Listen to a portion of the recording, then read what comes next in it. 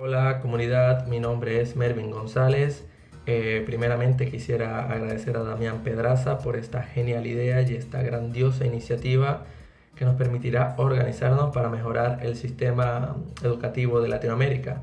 Sabemos que hay muchas cosas por mejorar. Este video principalmente es en respuesta al video de Damián sobre su experiencia en el sistema educativo, al cual estoy 100% de acuerdo. De este video tomé algunos tópicos, los escribí y nada, que quiero compartir mi experiencia en cada uno de estos tópicos que él menciona en el video. Quiero decir que soy de Maracaibo, Venezuela. Actualmente vivo en Bécar, esto es provincia de Buenos Aires, Argentina. Y soy ingeniero mecánico. Me recibí como ingeniero, no soy profesor, no soy licenciado. No hice el profesorado ni ningún tramo de pedagogía o formación pedagógica. Sin embargo, siempre he tenido la vocación de docente. Recuerdo que desde muy temprana edad, a los 11 años aproximadamente, vi que se me hacía muy fácil las materias de matemática, física, y nada, algunos de mis compañeros no tanto, así que servía como facilitador para enseñarles estas materias. Todo, sobre todo por una vocación al servicio. Quería y quiero todavía servir, ayudar. Y nada, esto siguió con mis compañeros de secundaria, luego de universidad y así. Y viste que todos tenemos maneras distintas de aprender. Así que nada, yo trataba de ver de qué manera aprendían mis compañeros y de acuerdo a esa manera de aprender, yo les enseñaba. Eso facilitaba mucho la labor. Así que nada, igual ya después, a los 22 años aproximadamente, cuando estaba en mis últimos años de vida universitaria, tuve mi primera experiencia formal como docente en una escuela secundaria. Y nada, de ahí es a donde tengo todas las experiencias que voy a exponer en respuesta a los tópicos del video de Damián. A continuación los veremos. Ok, el primer punto que rescaté del video de Damián fue la interacción entre el entorno externo y el entorno interno a la hora de clase. Me parece que por ahora no podemos discutir o debatir sobre el entorno externo, como es la política, la infraestructura de las escuelas, el salario de los docentes, que si bien obviamente influyen en el aula de clase, por ahora no podemos atacarlo porque está fuera de nuestro alcance. Lo que sí podemos debatir para cambiar, para mejor, es el entorno interno, la interacción entre el docente y el estudiante. Primeramente quiero destacar que mi experiencia como docente es muy diferente a la que podría ser la mayoría de las experiencias, porque como les comenté, fui docente mientras era todavía estudiante universitario, vivía en esa época todavía con mis papás, y bajo su cobertura económica. Así que mi salario era para mí, básicamente, mientras que la mayoría de los docentes el salario significa llevar insumos para su familia, para sus hijos, y si este es bajo, obviamente va a influir en su concentración, en su dedicación, en su motivación. Entonces, por eso que mi experiencia es bastante distinta a la de la mayoría de los docentes, pero bueno, igual puede alimentar esta organización que se está gestionando. Igual siempre se apunta a lo que es la calidad humana del docente, más allá del salario, más allá de la infraestructura. Siempre debemos mejorar la calidad humana del docente. Ok, el segundo punto que voy a rescatar del video de Damián es la definición que él da de docente. Él dice que es un ser humano que inspira que sus estudiantes se desarrollen. Y para eso él da 5 claves, según su perspectiva obviamente, que es la pasión, la seguridad, la empatía, la clase bidireccional y el porqué de lo que se está enseñando. Voy a rescatar los 3 últimos con experiencias propias. La primera, la empatía. Me parece que es algo primordial que el docente sienta lo que está sintiendo el estudiante, que no esté aislado de su realidad. Me pasó que en uno de mis cursos había un chico muy problemático, muy distraído, Y generalmente cuando hay esos casos, el docente tiende como a señalar, a juzgar, a culpar ese comportamiento con el típico castigo, con el típico fuera del aula, con el típico a la oficina del director, pero a veces no nos sentamos tipo a cuestionarnos por qué ese comportamiento, qué hay detrás de ese comportamiento. Bueno, me pasó con un chico que estaba en ese comportamiento rebelde, no le interesaba nada, pues no estaba en la clase como tal. Y bueno, poco a poco fuera de clase me fui vinculando con este alumno, de a poco me fui ganando su confianza como amigo, más allá de la relación docente-estudiante. Como amigo fui hablando con él de cosas de la vida, de cosas nada cotidianas, a veces hasta de bromas. Y él poco a poco fue abriéndose y me contaba luego que nada, que tenía muchos problemas en casa, sus padres estaban siempre peleándose, se estaban por separar, el chabón estuvo a punto incluso de suicidarse. Así que se puede imaginar la cantidad de problemas que había detrás de ese comportamiento. Y bueno, yo poco a poco fui guiándolo sobre qué le gustaba hacer él, su pasión. O sea, que se fuera en la vida por lo que le gustara hacer. En ese momento era la música. El chico comenzó a irse por el mundo de la música, la guitarra, y que tomara los estudios como un medio de apalancamiento para nada, el estudio de la música. Y así fue direccionándose. Obviamente su situación personal en la familia fue mejorando, su comportamiento fue mejorando y se vio el cambio. Así que eso, no tenemos que estar ajenos a lo que siente el estudiante. Otro caso también con otro chico que estaba muy disperso, no entendía, no le gustaban las clases. Poco a poco también fuera de clase me fui vinculando con él, haciendo muy buena amistad. Y luego, si bien él no venía entendiendo muy bien, y en las clases uno se da cuenta cuando uno pregunta, más allá de la prueba, cuando uno pregunta no estaba muy claro de todo y venía muy mal en las evaluaciones, y luego en una evaluación que tuvo la máxima nota, 10 puntos. Nada, me sorprendió, pero igual lo felicité, che, excelente, me pareció muy bien. Nada, gran trabajo. A los días, este mismo chico se me acerca, me dice: profesor, y no merezco esta nota no es mía, le confieso que copié en el examen y nada, este es el resultado. Lo cual a mí me sorprendió de gran manera, porque es muy poco común que un alumno que copie y que se saque una buena nota, al final le confiese al profesor esto, sabiendo que podría de pronto reprobar luego.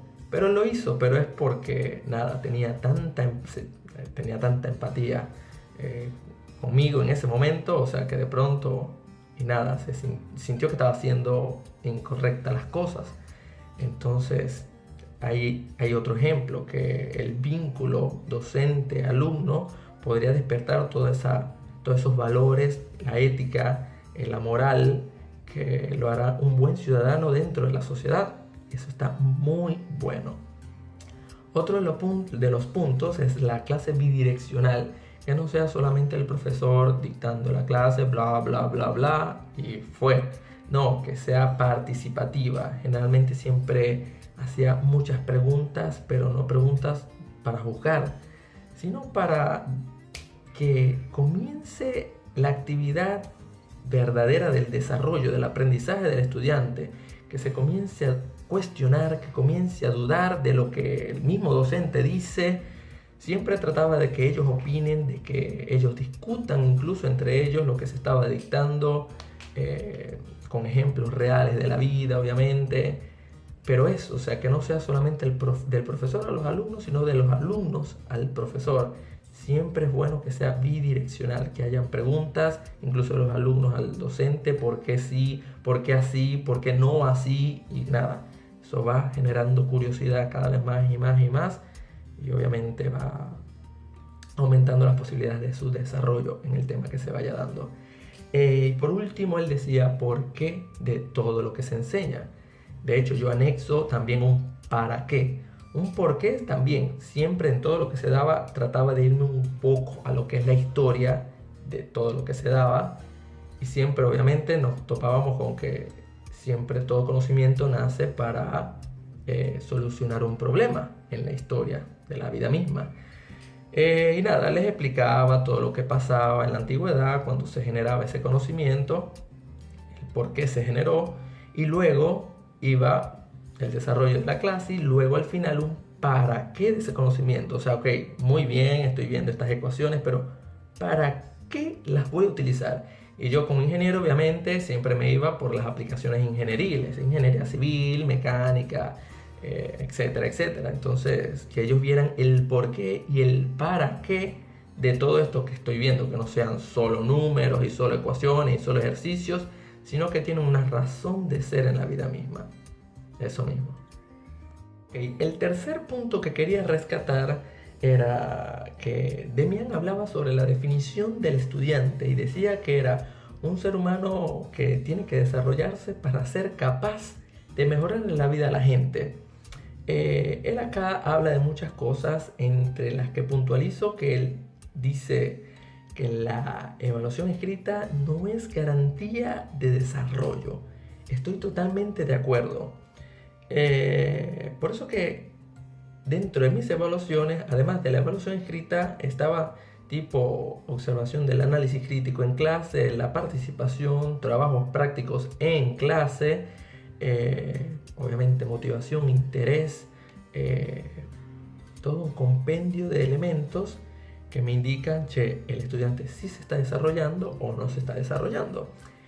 A mi criterio muy personal, la evaluación escrita sí es necesaria, pero no como índice absoluto, sino como índice parcial de su desarrollo.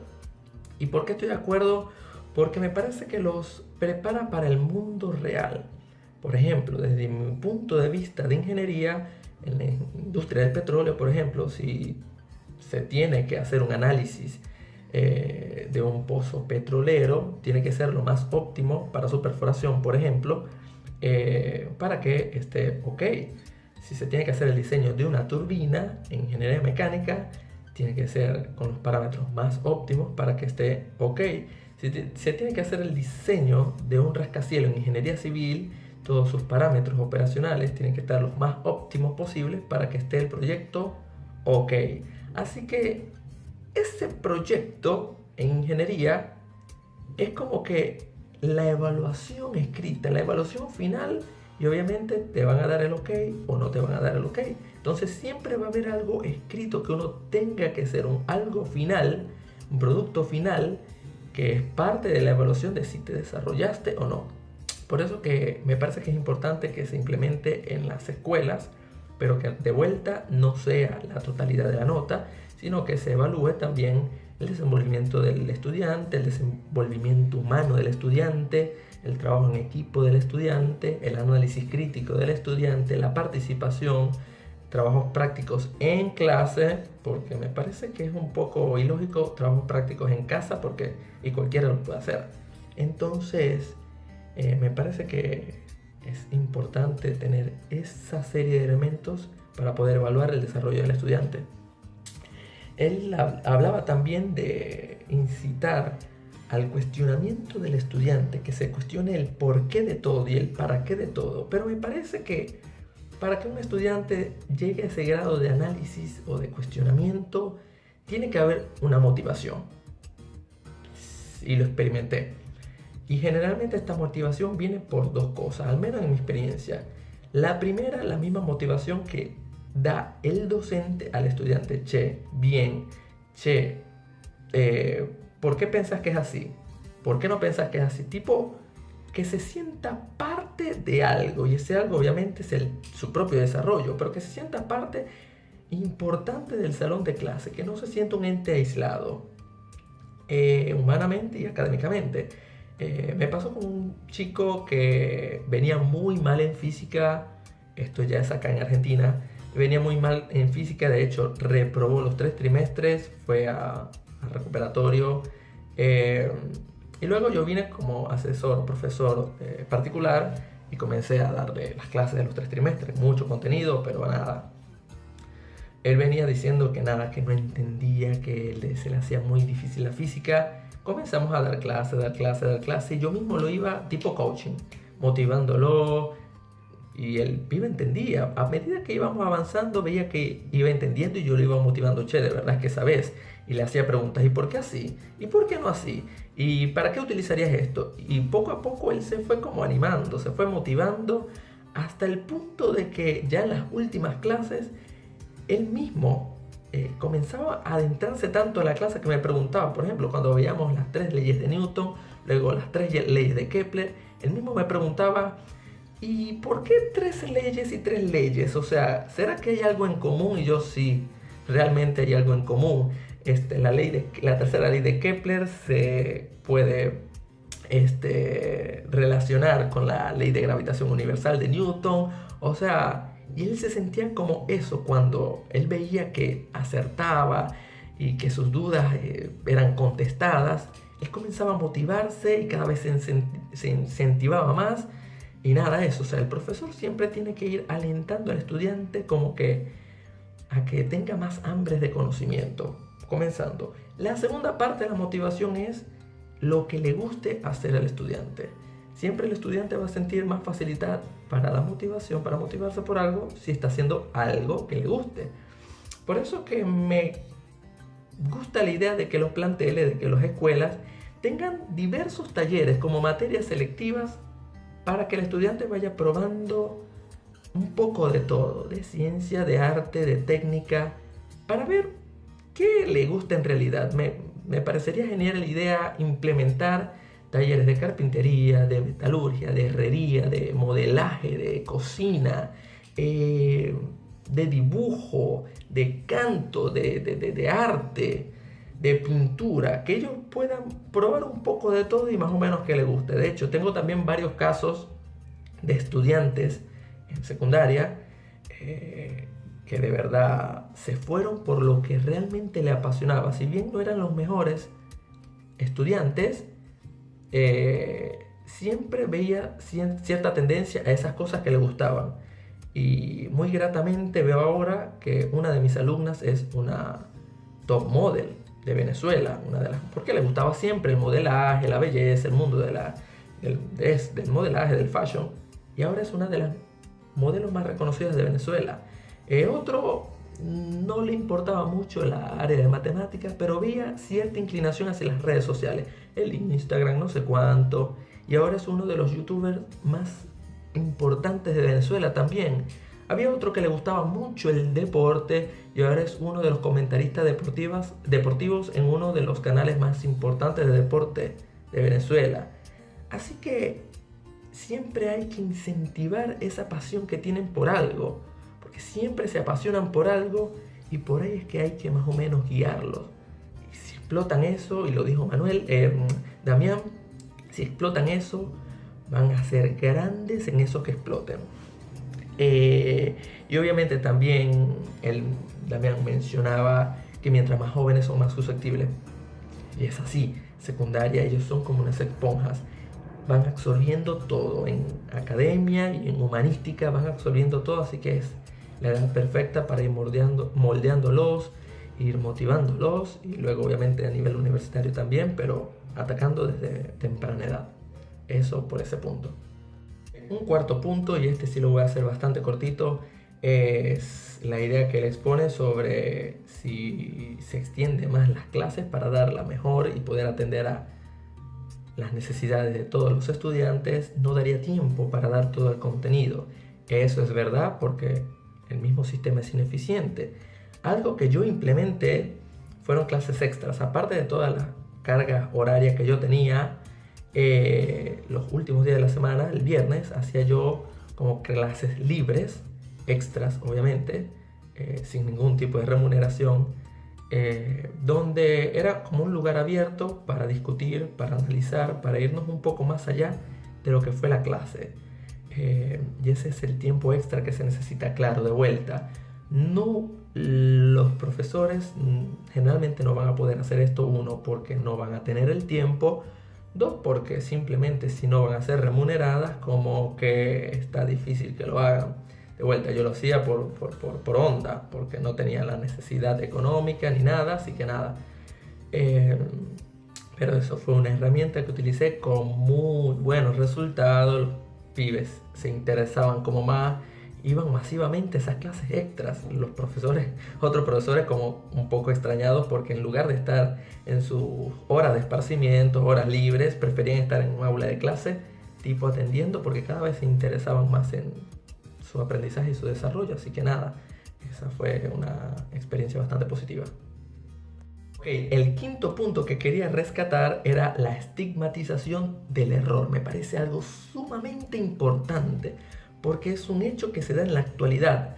Es un error garrafal culpar a quien se equivoca.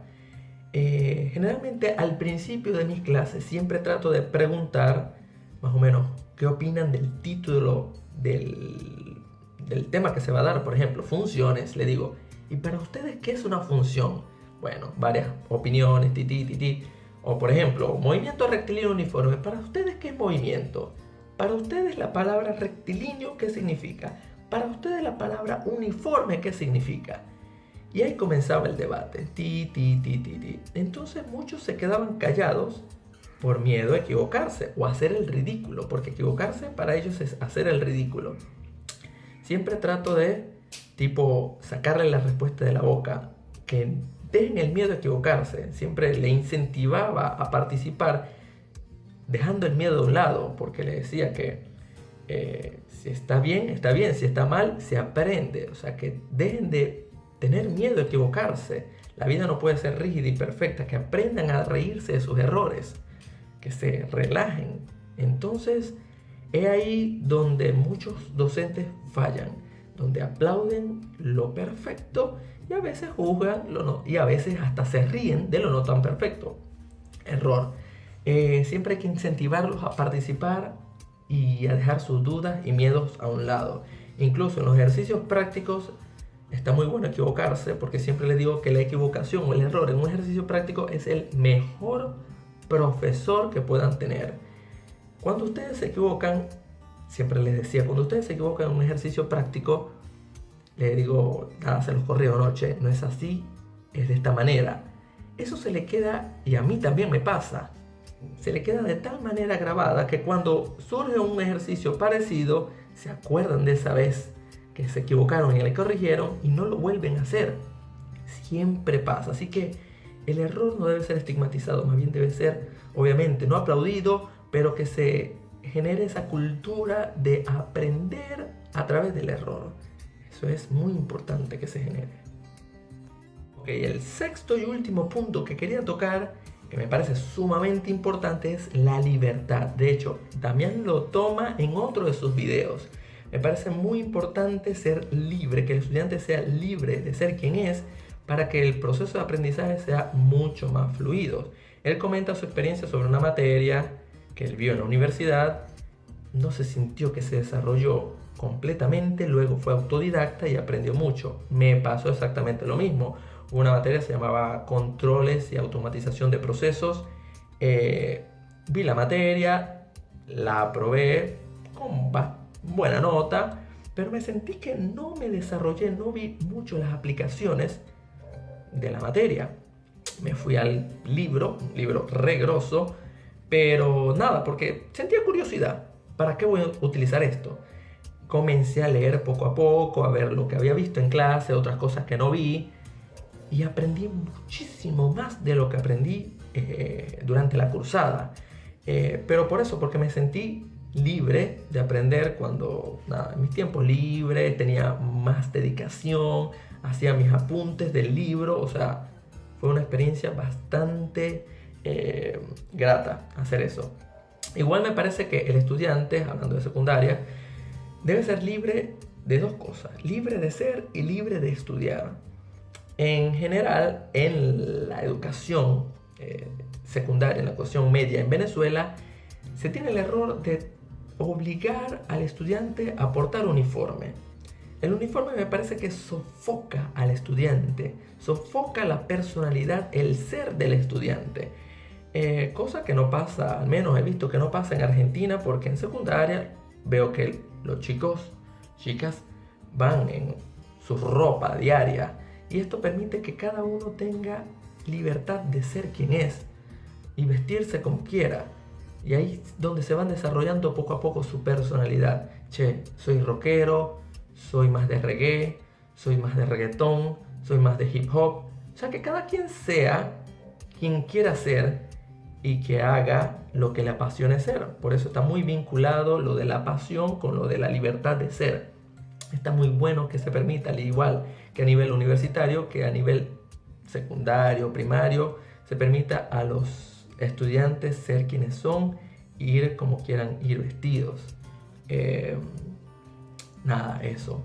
Y segundo, la libertad de estudiar, de ser quienes son en el aula de clase. Por ejemplo, cuando hay más restricciones, generalmente genera más conflicto en el estudiante. Cuando hay más prohibición, che, no saquen los celulares, no hablen en clase, no se rían en clase. Eso genera más tensión en el estudiante y más incomodidad.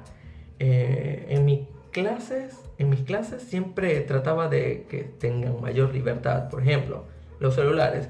Pueden sacar los celulares, pueden hablar, pueden hacer lo que ustedes quieran, siempre y cuando no le coarten la posibilidad a otro de estudiar. Es decir, pueden hacer lo que quieran, pero traten de no ser molestos para que los que estén atendiendo a la clase pues puedan aprender, puedan estar escuchando. Y pasaba eso, que cuando yo les daba libertad de sacar el teléfono, hacer lo que quieran, no lo hacían. Ellos a veces era un conflicto. Ellos, che, ¿por qué nos dejas sacar el celular en clase? Y porque sos libre. Y nada, cuando eso pasaba lo contrario, no lo sacaban. O sea, más bien como que atendían más a clase. Y cuando, por ejemplo, le daba libertad, ya tengo un caso especial. Yo generalmente copiaba todo en la pizarra. Y en ese momento que era muerto para ellos tenían libertad de hablar, de conversar, etc. Yo copiaba todo y luego comenzaba a explicar y a medida que iba explicando, ellos iban copiando.